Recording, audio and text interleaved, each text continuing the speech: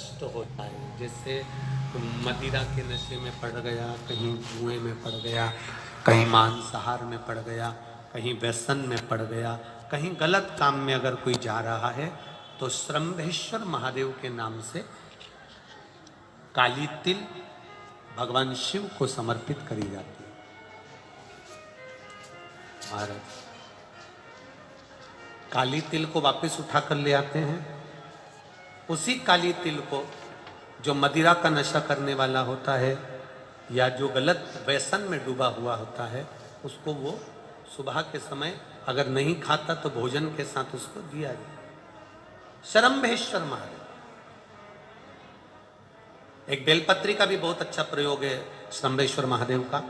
मदिरा पीने वालों के लिए, मांसाहार व्यसन में, जुए में, पेशावृत्ति में, पर नारी में, गलत जगह पर जो डूबे रहते हैं उनके लिए पहले की कथा में उसका वर्णन किया है बेलपत्री। श्रम्भेश्वर महादेव। एक बार सब बोलेंगे, कौन से महादेव? श्रम्भेश्वर महादेव। फिर जम के बोल लो एक बार, श्रम्भेश्वर महादेव। जब हमारे घर में क्रोध बढ़ता है या कोई गलत कार्य में जाने लगता है तो श्रम्भेश्वर महादेव का हमें शरणागति लेना चाहिए। श्रम्भेश्वर महादेव का पूजन करना चालू कर देना चाहिए। कई लोग कहते महाराज जी ये श्रम्भेश्वर महादेव का मंदिर कहाँ मिलेगा, हम कहाँ पूजन करने जाए? कहीं नहीं जाना, तुम्हारे घर के पास में जो शंकर जी का मंदिर है वहीं जाओ, उसी देवालय में, उसी मंदिर में जाओ। श्रम्भेश्वर महादेव के नाम से जल चढ़ाना प्रारंभ करेंगे। वो जल जो गलत संगत में पड़ा हुआ है उसका आचमन कराना प्रारंभ करेंगे। अपने आप उसकी धीरे धीरे बुद्धि सुधरना प्रारंभ हो जाएगी। ऐसा श्रम्भेश्वर महादेव का। कुछ स्थान हमारे यहाँ पर बड़े सुंदर सुंदर स्थान निश्चित किए गए हैं। जैसे कैंसर आदि के मरीज के लिए हम लोग पहले भी कहते हैं कि त्रिजुगी नारायण का जल बड़ा महत्व रखता है। जिसका शरीर या जिसको एक पत्र आया है कि किसी को मिर्गी का झटका आना चालू हो गया था। अब पत्र ढूंढेंगे तो समय थोड़ा लग जाएगा। जिसने लिखा है उसके स्मरण में होगा। जिसने भी लिखा होगा कि बीमारी के चलते चलते फिर मिर्गी आना चालू हो गई।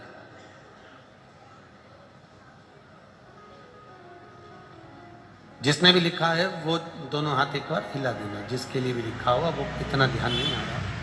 तो उनको मिर्गी का झटका आना प्रारंभ हुआ। अब मिर्गी का झटका आना प्रारंभ हुआ, कई महीने निकल गए, मिर्गी के झटके बंद नहीं हुए। तब उन्होंने पत्र में लिखा है कि श्रम्भेश्वर महादेव का आपने जो वर्णन करा था 31 बेलपत्र वाला, गुरुजी हमने वो 31 बेलपत्र वाला प्रयोग करना प्रारंभ करा और उन्होंने पत्र में लिखा है कि मिर्गी के झटके भी बाबा की कृपा से ठीक हो गए हैं। अब कोई झटके उनको आ नहीं। श्रम्भेश्वर महादेव का जो वर्णन है, श्रम्भेश्वर महादेव का जो गुणगान है, यह कोई साधारण नहीं है। शिव महापुराण में भागवत के प्रहलाद चरित्र को लाकर रखा गया है केवल श्रम्भेश्वर महादेव के प्रागट्य के लिए। ऐसा श्रम्भेश्वर महादेव का गुणगान। एक बार फिर आप लोग भूल ना जाओ उसके लिए एक बार फिर से बोल लो, कौन से महादेव? श्रम्भेश्वर महादेव। ये श्रम्भेश्वर महादेव जैसे कुंदकेश्वर महादेव। कुंदकेश्वर महादेव का क्या काम है? माता पार्वती ने बिदल उत्पल को मारने के लिए जो कुंदुक फेंका था, वो कुंदुक भगवान शंकर के पांव में जाकर गिरा था। तो शिव जी का नाम कुंदकेश्वर हो गया। जब हमारे यहाँ कोई दवाई नहीं लगती शरीर में, कोई कैंसर जैसा रोग हो गया, किडनी लीवर का रोग हो गया या बीपी शुगर का रोग हो गया, शुगर लेवल में नहीं आ रही है, तो आप शंकर जी पे से जो बेलपत्र ला रहे हो कुंदकेश्वर महादेव के नाम से लाओ। दवाई खाओ, डॉक्टर को दिखाओ, सारी जांचें कराओ, डॉक्टर के अनुसार चलो, डॉक्टर जैसा बताए वैसा करो, पर उस दवाई को भी शिव जी से कहकर कि बाबा कुंदकेश्वर महादेव का नाम लेकर उस दवाई को भी हम कुंदकेश्वर महादेव का प्रसाद समझ कर पाना प्रारंभ करो। धीरे धीरे आराम लगना प्रारंभ होगा। कुंदकेश्वर महादेव रोग मुक्ति के लिए होते हैं, और श्रम्भेश्वर महादेव, बोलो बोलो जरा जम के, व्यसन की